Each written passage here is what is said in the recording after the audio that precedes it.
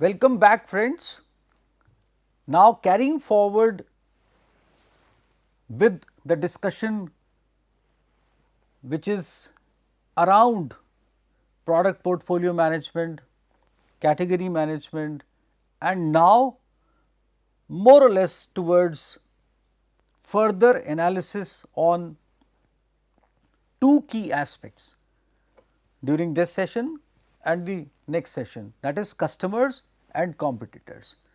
So, here we would be focusing more on customer analysis, and let us see what a product manager thinks in terms of visualizing his customers. You see, customer analysis is not limited to specific current customers. It is related to including customers of competitors, non-customers as well, and you see potential customers. Now, the aspects are explicit by themselves. When you say customers of competition, so you want to pull the market to your side. Probably the market is growing and you want to be a leader, the market is actually maturing and you still want to be a leader and pull it towards yourself, and so on. So, you see, these are significant elements when you talk of customer analysis, and as soon as you put up a perspective around it. For example, you say non-users, that means you are actually thinking in terms of product innovation and you are focusing upon bypassing the competition, going towards non-users. I will be talking about this in strategy segment, but just keep this in mind that you see, once you start analyzing customers with a perspective, everything gets redirected towards all the aspects which we have been touching upon till now. For example, I will just take a cue from the last session wherein we talked about category analysis, category perspective. If you are looking at non-users to be included for a particular kind of a category, what does it implies? It is interesting. You see, I would not be elaborating too much on that, but I am just giving you a clue that how to look at non-users with a category perspective. Should you be thinking in terms of widening the category and developing a particular kind of a usage, or let us say innovating upon as far as the complete category goes? Several methods can be applied, and this is just a thought. We will be going for specific stage wise discussion in subsequent sessions on all the elements which would get unified to a level later on. Now, the customer refers to both immediate customers, wherein supermarkets and discount stores like Walmart, for organizations like Walmart, consumer companies such as Procter and Gamble look at them as their customers, and an end consumer can be reached through Walmart, so on. So, you see, end consumer, intermediary customer, and so on. Many a times it is a very simple question asked by so many people to so many people, what is the difference between customers and consumers, consumers who consumes, and so on, you know that. So, but we have to imagine, a product manager has to think of that. For example, there is a detergent manufacturing organization directly reaching to the consumers, door to door sales. There have been examples which have done large in terms of their sales. For example, I remember, although not specifically through direct sales, but Dell used to market their computers and laptops directly to customers. Amway, a very big example, and so on. So, you see, therein customer and consumer becomes one in many models, and so on. So, we can keep talking about this, and then there are final customers. Now, you see what a product manager needs to know about customers: who buys and uses the product, what customers buy and how they use it. When I say who buys and uses the product, in today's AI era and data sciences, I just want to remind you that marketers, because of technology enablement, the technological capability which they have developed in due course of time, thanks to technology institutions like us who have produced such students, brilliant students with great knowledge, going to different organizations, generating algorithms and programs wherein you can actually analyze the complete scenario, you can develop a database and you can know your customers individually as well. So, that can also be done, and but that is just a glimpse of, although in literature when you say who buys and uses the product has a slightly broader connotation. I will be talking about this. So, where customers buy, they are buying online, offline, this is a broad categorization, but then there can be so many things. There is a time, you see, in again COVID-19 has suggested that online shopping is a big enabler, but then shopping experience, customer does not want to lose that. And I can find after 2 years of suffering, when people are slightly getting comfortable after so much of vaccination, and lots of efforts by warriors and government. So, people are moving out. So, their experience on shopping mall floor is actually rejuvenating and they are feeling happy about it. So, online offline is getting a wonderful kind of a kind of should I say matchup, or let us say an overlapping space wherein they are complementing each other nowadays. Let us see what the resultant would be. So, how customers choose, why they prefer a product, how they respond to marketing programs, will they buy it again? $1 million question. Would my customer come back to me, or would he leave the side and go to someone else? You see, who buys and uses the product is related to buyers and users. For most industrial goods and many consumer products, the who must be broken into several different entities within the organization or household, including following. As I said, it is a broader connotation wherein you say that initiator, who identifies the need for the product. A child says that I want a toy, that can be an initiating perspective. A young college going student suggests that I want this kind of a course, that can also be an initiating perspective. Influencer, who has informational or preference based input to the decision.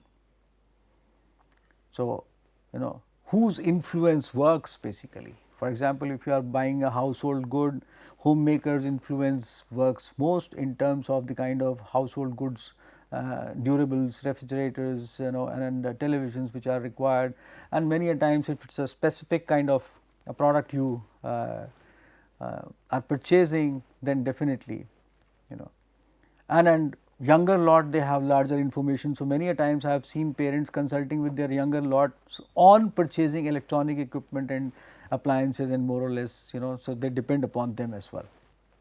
Decider, who makes the final decision. There was a time fathers and man of the house and these kind of terms were there for people who used to decide, but believe me, it has diminished now. I do not say that 100% it has gone off. You may find different views on this, but again, to my experience, that is that has actually diluted. So, deciders have changed despite of the fact that someone is paying. I assure of this fact that you are walking in a shopping mall with an elder, not so elder daughter, and you are just a plastic card. Your existence is like that because she would decide and then she would ask for money. That's all. Believe this. I have an experience on this. So, purchaser, who makes the actual purchase there also.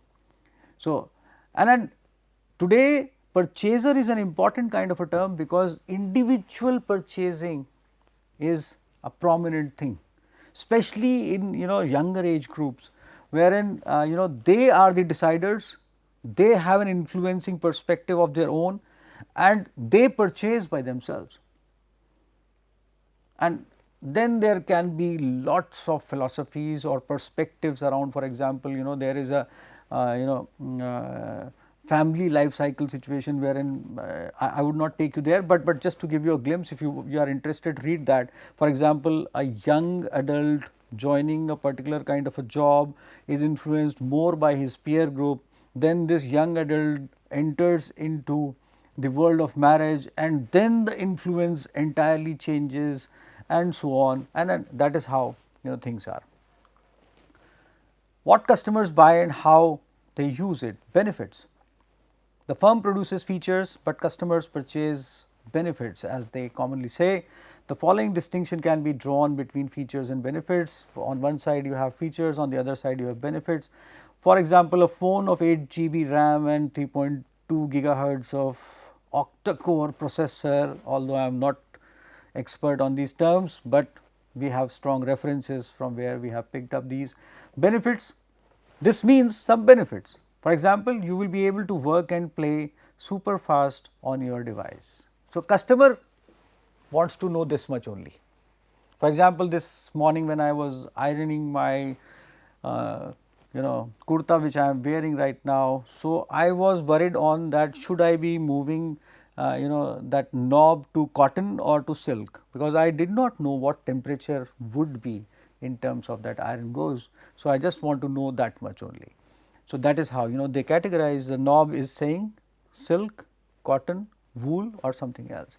Now, then a bottle with Duo Deluxe Thermosteel, you will be able to enjoy water at the temperature you want, basically the way you fill it, the way you enjoy it, or at the temperatures you have while filling, same temperatures would remain. A car has 300 horsepower engine, the ability to pull away quickly from potentially dangerous situations. You are driving a Maserati, you know the engine power, but you are interpreting that in the form of speed. What customers buy and how they use it. Purchase pattern. Purchase can be generally segregated, and this is again, all these things are evolving in nature, but we are referring standard literature by good authors from good books. So, the broader categorization which authors have proposed is related to that. Purchase can be generally segregated as recency, frequency, monetary value. So, how recently has the customer bought from you? How many different products does the customer buy and what are the time intervals, and same in terms of monetary value. Product assortment is also one of the aspects, and use is a major aspect. There are several examples. For example, baking soda, sodium bicarbonate is a popular baking ingredient, but people also use it as a cleaning agent. So, this is how when we look at what customers buy and how they use it. So, that is the perspective on many a times customer has a customized usage of several kinds of products around. Where and when customers buy. Many products and product managers think of channels as being fixed and traditional, but customers migrate to other channels as their information needs and other market conditions change. Online, offline is again a point of discussion which you know very well. From buyer's point of view, there is a two-dimensional kind of a thing wherein where do I buy associated with the choice and value. Value matters a lot for the customer actually, and value, when I say, is not only in terms of price. Value is associated with the levels of effort the customer would be making, the kind of price he has to pay or she has to pay, and so on, and the whole picture the customer derives in terms of exchange while bringing the product home. If it is a necessity based kind of a thing, we may think of that separately for a while, but again you see where and when is a very important element.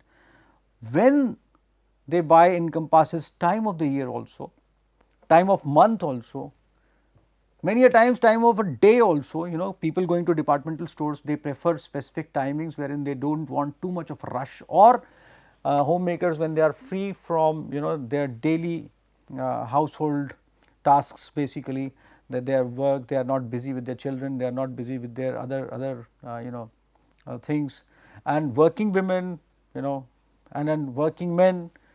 So everyone, they have different kinds of time preferences. Fast food operators, for example, segment by day part, that is breakfast, lunch, dinner and snacking times, and you would have heard of many schemes wherein for example, a pizza chain says that on Wednesday they are giving a specific kind of a discount, because Wednesdays sort of people do not go for outing in the evenings, that is a mid of the week, people are busy. And for lunch seeking people, when you have an outlet somewhere in a hub like situation wherein lot many offices are there, so lunch like situation where is too much of rush, you actually put up segregate timings that if you reach there by 12, this is the kind of discount, so that you want to reduce the rush between let us say 1 p.m. to 2 p.m. wherein all of them want to come, and so on. So there are several kinds of things which people do. Am I sounding like that timing is related to strategic decisions? Yes, it is. When also, that when means time, also includes when customers buy in terms of sales or price breaks and rebates, on the assumption that those who buy because of a special deal, for example, deal prone consumers may be different than those who pay full price. Many customers I have seen, you just go for consumer surveys and customer surveys, and we often go in academics, we have to go through several kinds of projects which students do. So when I discuss with my students, many insights come in from all the sides, and it's such a wonderful thing, when you learn that there is a whole lot of number of customers who wait for let us say a particular model of a shoe which is going through a particular phased introduction in terms of its life cycle, and they wait for a new model to be announced, and then they go for the slightly old version, because their company wants to clean up the inventory, or I should say dilute the inventory, and they offer discounts. So it's you see, customer is intelligent. So that is how many a times they think, and then people wait for several kinds of sales which are usually periodically announced. In India, one of the most sought after sales is announced by Khadi Gramodyog, Gandhi Ashram, which is a very large organization. So they announce sales just at the time of birth anniversary of Mahatma Gandhi ji, and then it carries forward for a couple of months, and people look forward to that. And Gandhi Ashram also brings in lot many new products and better products during that period, because they know that people are waiting for that. So it's a time which is beneficial for all. They are celebrating birth anniversary and they are announcing sales, and their customers are waiting for that, and it enhances the loyalty perspective of customers as such also. How customers buy? One major focus is on how customers collect for information about products, example advertisements, in-store personal brochures, magazines and so on. And then there is a again quadrant based kind of a situation. On one side it is solution, on the other side it is product, and the other side it's value, and the other side it's choice. So you can look at the quadrants wherein search and choose is one quadrant, the other quadrant is trusted advisor, and then there is a sort and select, and so you can put up products here basically in these quadrants, just to give you a clue on that this is how they reach to the decisions. And I should be reminding you of the fact that consumer behavior and consumer behavior analysis is an ever evolving subject. wherein several kinds of different kinds of modes and methods on analysis have been applied to understand consumer behavior, and those have been effectively put up. You see, in addition, the process used to make decisions is relevant. Often the decision process is emotional, holistic, automatic or spontaneous. Responses to the question, how did you choose it, include, I just wanted that, it was in stock, the old one broke, ran out, or I just grabbed something. See, there are several kinds of behavioral expressions associated with how customers buy. Why they prefer a product? Central to this question is the concept of customer value. What the product is worth to the customer, we have talked about this. You see, and there are several elements in terms of benefits offered and what customer would be spending in terms of time, emotion and definitely money value. How they respond to marketing programs, that is again a very important element. In addition to the product itself, sensitivity to and preference for prices, distribution and availability, advertising, promotion and service are fundamental aspects of market. I will be talking about these elements separately after my discussion on strategy, and wherein I would be specifically referring to prices, I would be referring to promotional aspects and so on, and then we will be elaborating on we will be understanding in depth how those specific element works. But how they respond to marketing programs is one of the components of customer analysis. So, you know your marketing programs, you are trying to analyze their response. Whole lot of an ongoing longitudinal research is responsible for this, and methods for assessing sensitivity includes expert judgment, customer surveys, experimental in both controlled and settings otherwise, and analysis of data, comparing results across markets or several other ways.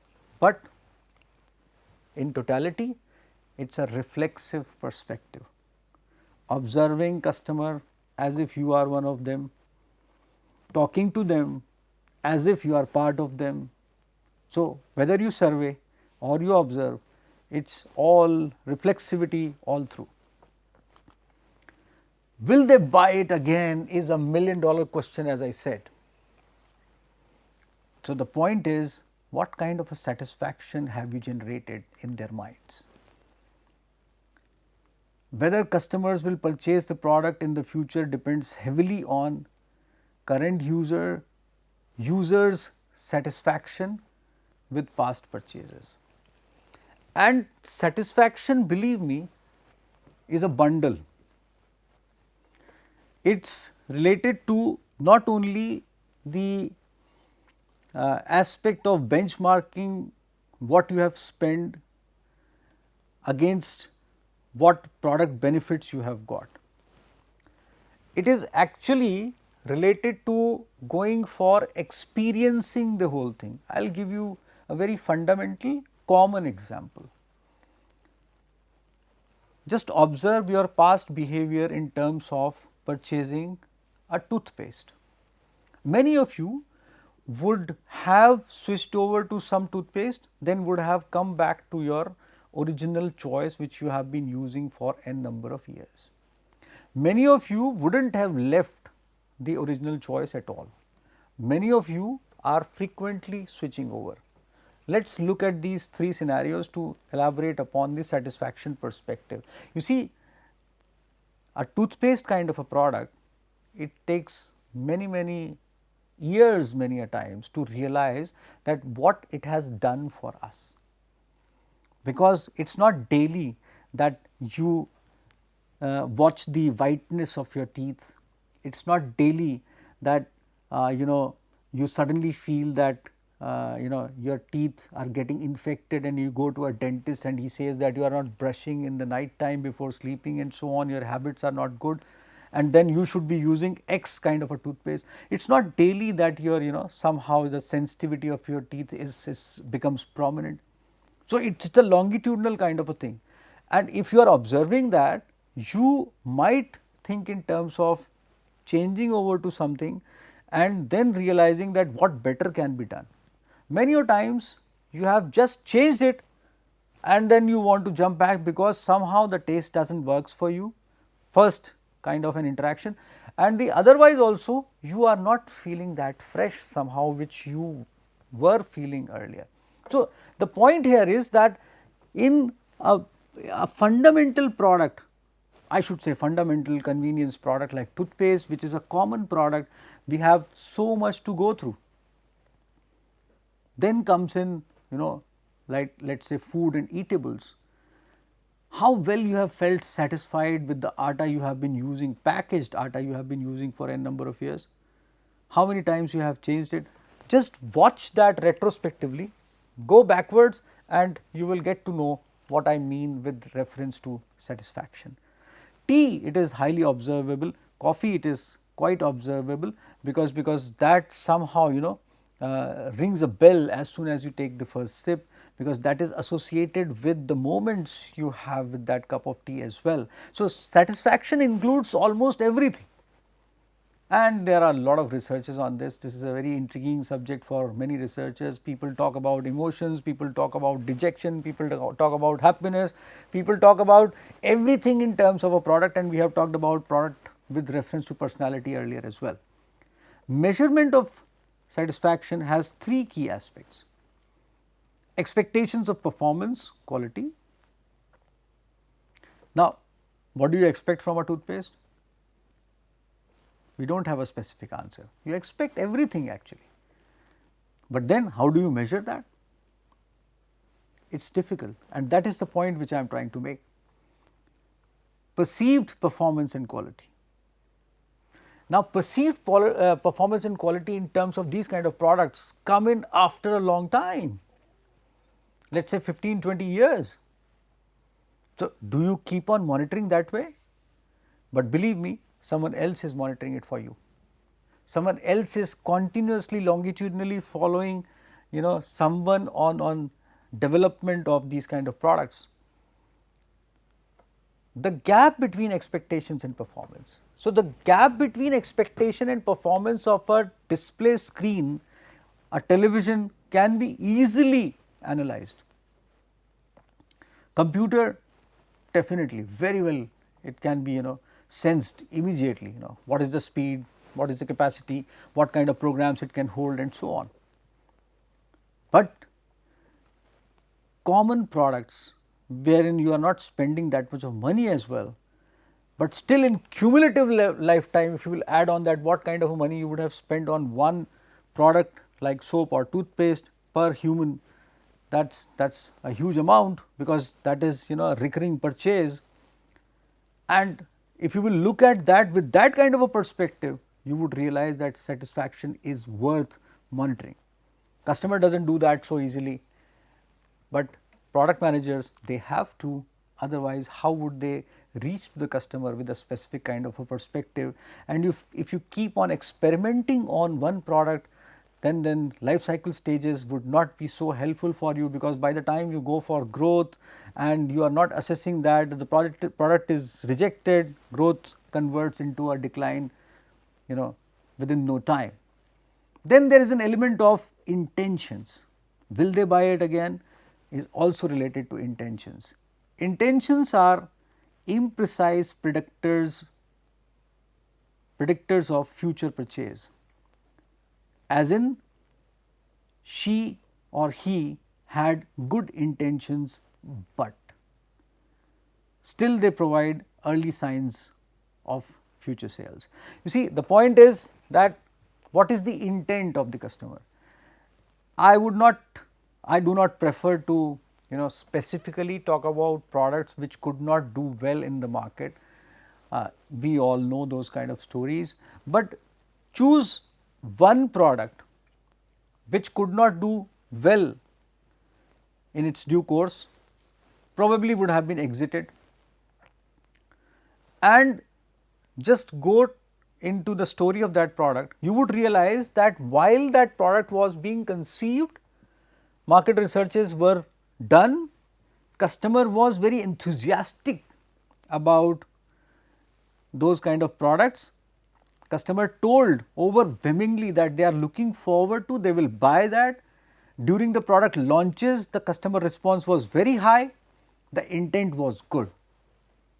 But as soon as it was launched, couple of months later, the intent did not materialize into sales. Something went wrong. What went wrong? Probably we could not analyze customers well. Somehow we could not, I should not say read their minds, but we could not read their hearts somehow. Reading the hearts is largely what customer analysis is, although not specifically.